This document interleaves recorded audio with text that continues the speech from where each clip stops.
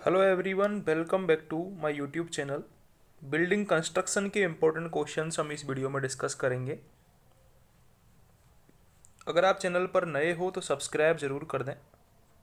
पहला क्वेश्चन है cast iron piles. Cast iron piles are useful for heavy vertical loads. D option हमारा correct होगा। जो cast iron pile होती हैं वो हैवी वर्टिकल लोड्स के लिए यूजफुल होती हैं। अगला क्वेश्चन है the formwork from the slabs excluding props can be removed only after. यानी कि जो स्लैब होता है उससे जब हम प्रॉप्स को एक्सक्लूडिंग प्रॉप्स, यदि उसमें प्रॉप्स नहीं है तो यदि हम फॉर्मवर्क को रिमूव करते हैं कितने दिन के बाद करते हैं? 4 डे के बाद। ठीक है, बी ऑप्शन हमारा करेक्ट होगा। The process of filling hollow spaces of walls before plastering is known as, तो उसको डबिंग आउट बोलते हैं। Dubbing out.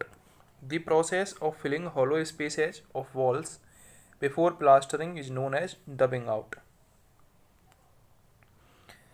The type of arch generally constructed over a wooden lintel or over a flat arch for the purpose of carrying the load of the wall above is, उसको हम बोलते हैं relieving arch.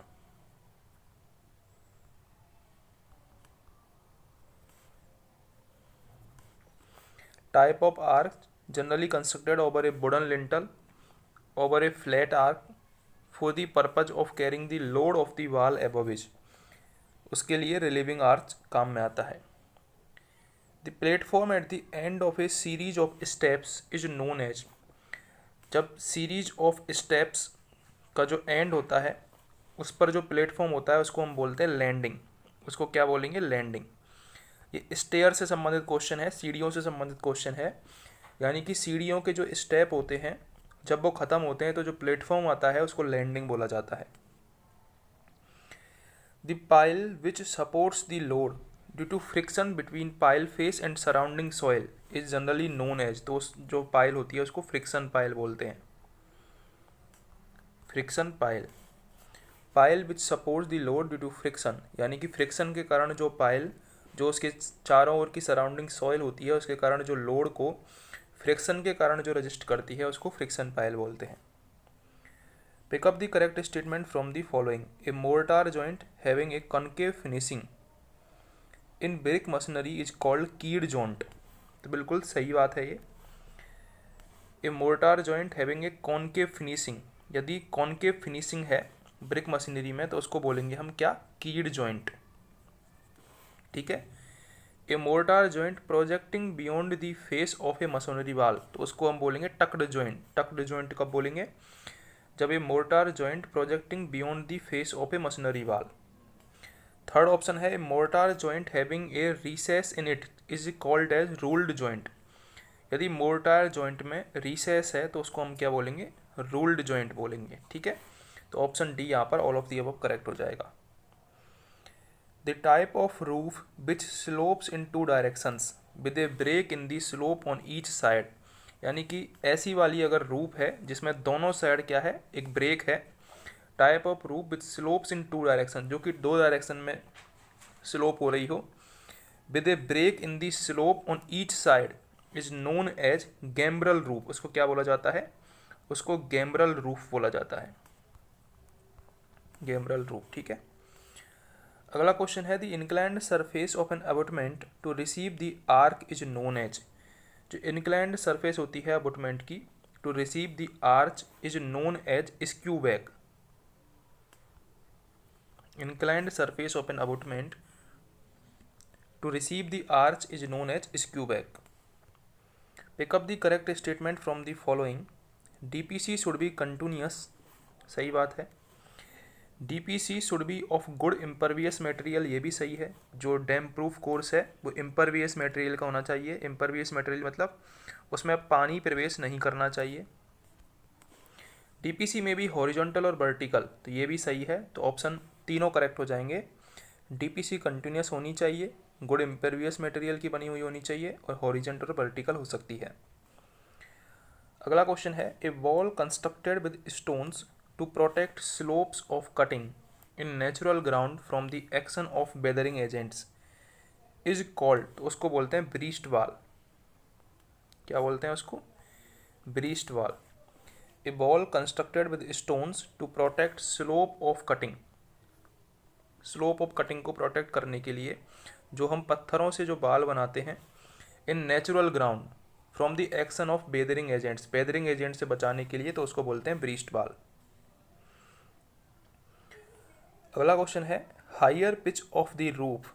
अगर roof की pitch high है तो वो stronger roof होगी, ठीक है। इसके अलावा वो कवरिंग मटेरियल्स को ज़्यादा चाहिए होगा, रिक्वायर मोर कवरिंग मटेरियल। यदि पिच हाई है रूफ की, यदि पिच हाई है रूफ की तो उसके लिए कवरिंग मटेरियल ज़्यादा चाहिएगा और जो रूफ है वो स्ट्रॉन्ग होगी। For different layer of cement concrete floor pick up the incorrect statement from the following. Option क्या है?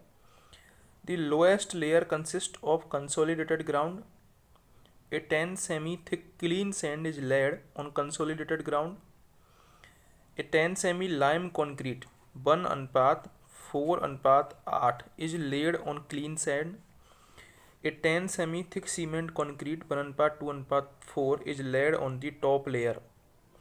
तो ये डी ऑप्शन हमारा क्या हो जाएगा? गलत हो जाएगा। बाकी के तीनों सही हैं।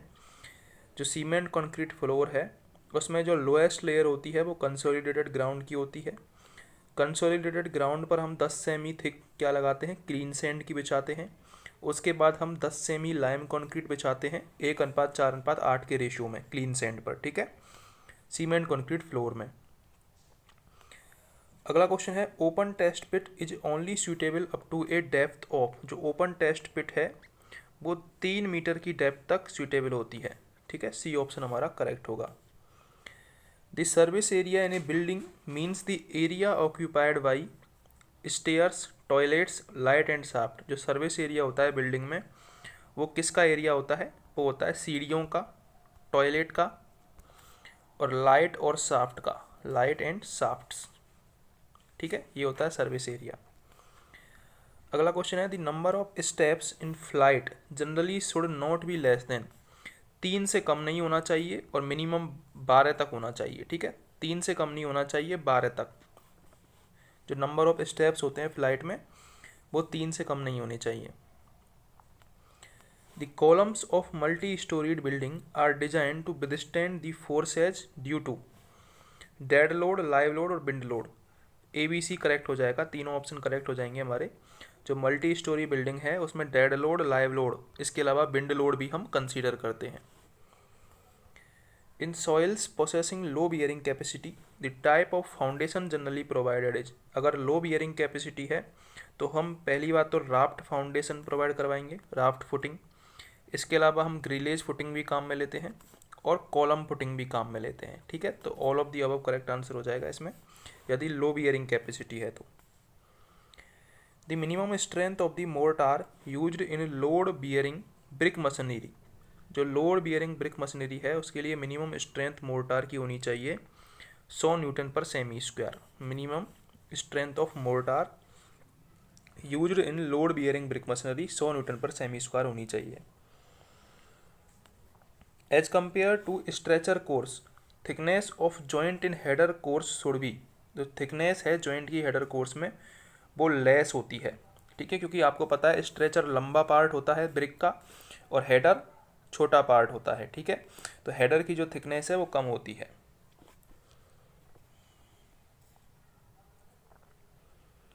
To obtain good bonding in brick machinery.